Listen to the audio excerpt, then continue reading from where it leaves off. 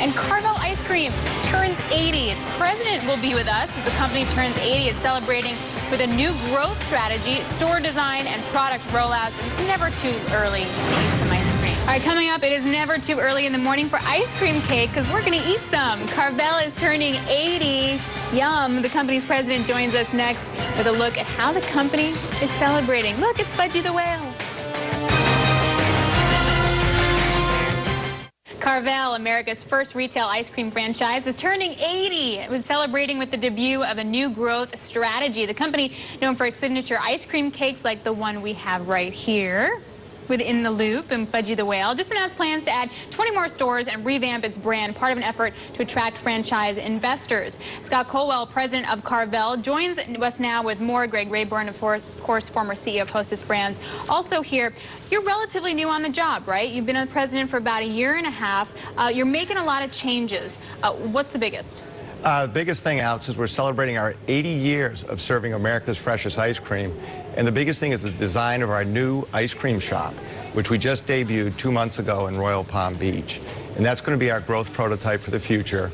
And we do both full shops and express ice cream shops as well. Right, talk about the express ice cream shops for a second. So it's sort of a different way of selling your ice cream. Where do you do that? Sure, so express shops are 100 to 300 square feet, and they're ideal for non-traditional locations, airports, travel venues, and co-brands with other concepts.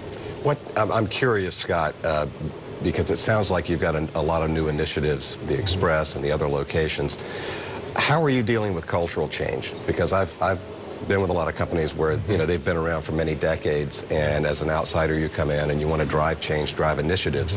What works for you in terms of moving culture? Greg, that's such a cool question for Carvel, because we have franchise partners that have been in the system 30 to 60 years. Right. And what I've done is gone out and spent time with the franchise partners, learned what they liked best about Carvel over all their time, and we've integrated that into the go-forward strategy. So probably the best example is Tom Carvel actually coined America's freshest ice cream back in 1978. So we brought that back as our advertising campaign. And you have about 400 locations. You're planning to open 20 more this year. You also have international operations, too. If you're kind of restructuring, though, Greg and I were talking about this earlier, it's sort of you want to streamline it, not expand it. Talk a little bit about that. So the biggest thing we're doing with streamlining is for our full ice cream shops, we're focusing our efforts on what we call our core markets. So that's the New York area and surrounding states, and then also southern Florida, which is where we have a strong brand presence. The express shops, because they go in high traffic locations, really work in any place nationally. How do you, along that theme, for me, when I'm looking at a situation like that and sort of a new path forward. Because you work with Hostess, of course, so talking about an older brand that you want to reach. Yeah, and I've done lots of other companies as well in similar circumstances. And what I try to do is narrow the focus, because I find that the limited resource is typically not cash. It's management, energy, focus. The employees' ability to drive and focus. So it's odd to me that you had these 45 international locations on top of like a 400. Sort of core market, sure. New York, Florida. Are those 45 sort of ones that you inherited? I mean, how do you deal with keeping your focus tight while you've got that as almost a distraction? Well, Carvel is part of Focus Brands, and Focus Brands has an international division that has Auntie Anne, Cinnabon, and Carvel out there.